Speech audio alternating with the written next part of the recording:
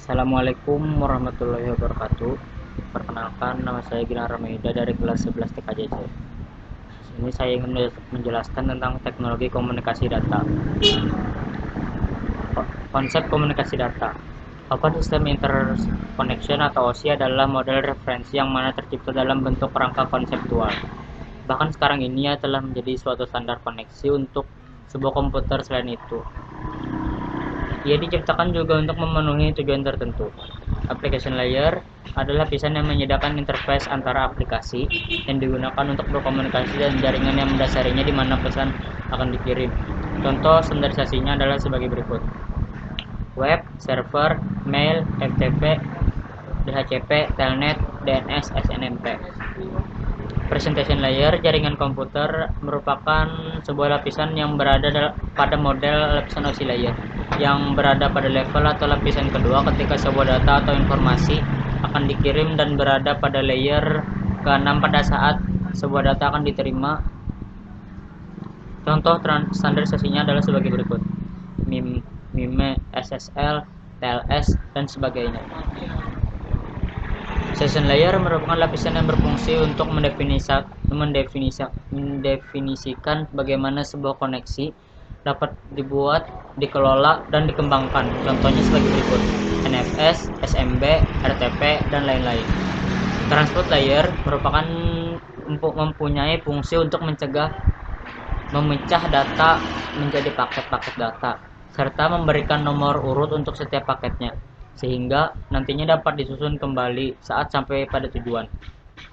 Network layer adalah membuat header untuk paket yang berisi informasi IP atau Internet Protocol, baik IP pengirim atau IP tujuan data. Pada suatu kondisi, network layer juga melakukan proses routing melalui Internet Provisioning. Lapisan data link atau data link layer adalah lapisan kedua dari dalam model OSI yang dapat melakukan konversi frame-frame jaringan yang berisi data yang mendeteksi kesalahan dan pentransmisian ulang terhadap frame yang gagal. Application layer merupakan lapisan yang pertama pada saat sebuah data mulai ditransfer dan merupakan lapisan terakhir yang dilewati begitu komputer klien menerima data tersebut. Radio over Internet Protocol atau ROIP. ROIP singkatan dari Over Internet Protocol adalah sebuah teknologi sistem radio yang menggunakan standar Voice over IP atau VoIP dan bekerja melalui perangkat lunak maupun keras. ROIP memungkinkan adanya multi komunikasi dengan banyak frekuensi serta terhubung dengan perangkat komunikasi. Berbeda dengan sistem komunikasi dua arah seperti telepon, ROIP memiliki stasiun pangkalan yang secara fungsional mengirimkan sinyal kepada seluruh pengakses ROIP. Repeater radio amatir dapat menangkap sinyal dan mengirimkan radio yang tidak hanya terbatas pada wilayah tertentu. ROIP mentransmisi sinyal-sinyal secara spesifik untuk aplikasi sistem Land Mobile Radio atau LMR seperti Push to Talk atau PTT.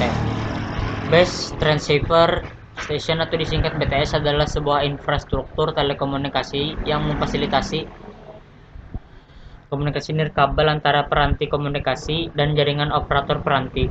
Komunikasi penerima sinyal BTS bisa telepon seluler, jaringan nirkabel, sementara operator jaringan yaitu GSM, CDMA atau platform TDMA BTS mengirimkan dan menerima sinyal radio ke perangkat mobile dan mengkonversi sinyal-sinyal tersebut menjadi sinyal digital. Selanjutnya dikirim ke terminal lainnya untuk proses sirkulasi pesan atau data. BTS adalah base station atau BS, radio base station atau RBS, atau node B atau ENB.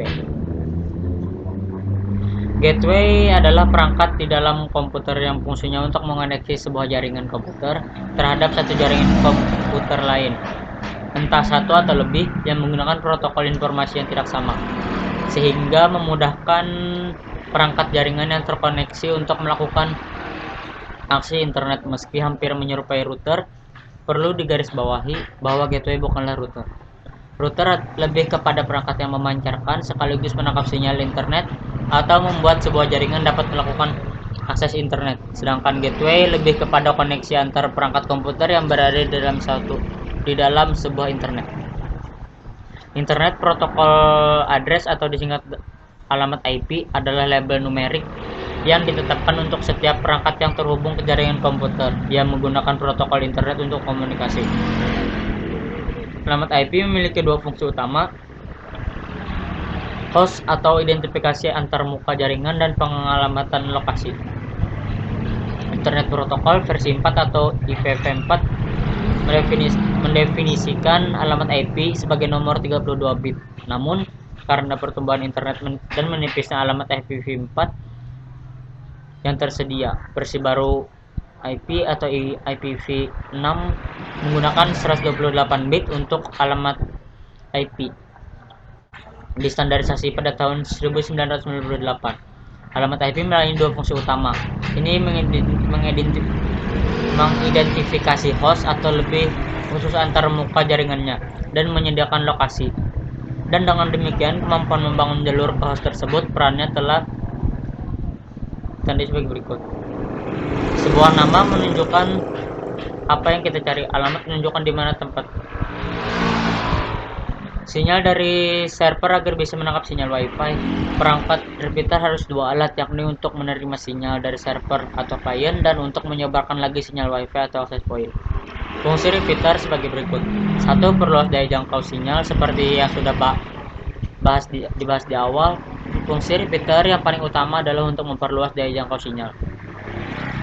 2. Memperkuat wilayah minim sinyal dari server dengan menggunakan repeater. Fungsi repeater memperkuat daerah yang minim sinyal dan dapat lebih mudah untuk mendapatkan sinyal. 3. Memaksimalkan sinyal fungsi. Repeater selanjutnya adalah meneruskan dan memaksimalkan sinyal. Dalam fungsi ini, repeater bekerja dengan cara menangkap, mengelola, memperbesar, dan meneruskan sinyal ke berbagai perangkat jaringan yang ada di sekitar alat ini. 4. Memudahkan proses pengiriman dan penerimaan data dengan sinyal yang lebih kuat. Proses pengiriman dan penerimaan data antar sesama pengguna perangkat jaringan ataupun yang melalui jaringan dapat dilakukan dengan lebih cepat. 5. Meminimalisir penggunaan kabel jaringan. Fungsi repeater yang terakhir adalah sistem kerja dari sinyal wireless. Dengan menggunakan alat ini, maka penggunaan kabel yang ribet dan berserakan. Keuntungan menggunakan sistem ROIP.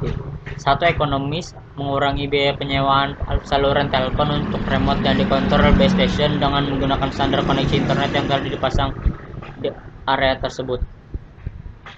2. Beberapa konsol PC atau komputer pribadi tetap dapat dioperasikan tanpa biaya yang tinggi untuk instalasi konsol tetap. Hampir semua PC dapat melakukan aplikasi perangkat lunak kontrol remote base station.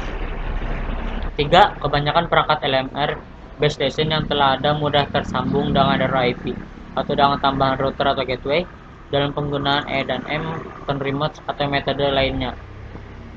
Sekian dari saya. Wassalamualaikum warahmatullahi wabarakatuh.